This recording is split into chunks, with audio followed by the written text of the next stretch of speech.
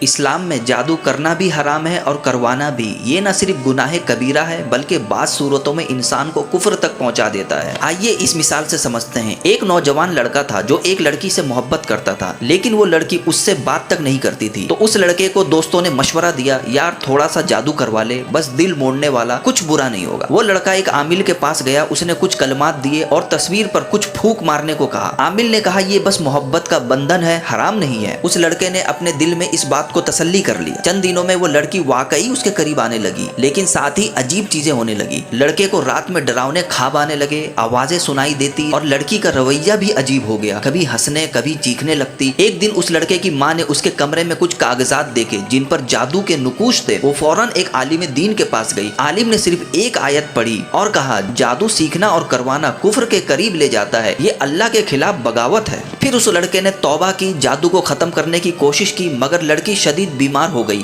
اس کے گھر والوں نے تعلق توڑ لیا اور وہ لڑکا تنہا ہو گیا۔ آخر میں وہ مسجد میں بیٹھ کر روتا رہا اور کہا یا اللہ، میں نے صرف ایک خواہش کی تھی مگر حرام راستہ چن لیا۔ دوستو، اس کہانی سے ہمیں کیا سبق ملا؟ جادو کسی بھی شکل میں حرام ہے، وقتی فائدہ حاصل میں ہمیشہ کے نقصان میں ڈال دیتا ہے۔ محبت، رزق، عزت، تعلقات، سب کچھ صرف اللہ کے ہاتھ میں ہے۔ آپ صبر کریے اور اپنی محنت جاری رکھیے، انشاءاللہ ساری چیزیں آپ کی طرف واپس لوٹ آئے گی۔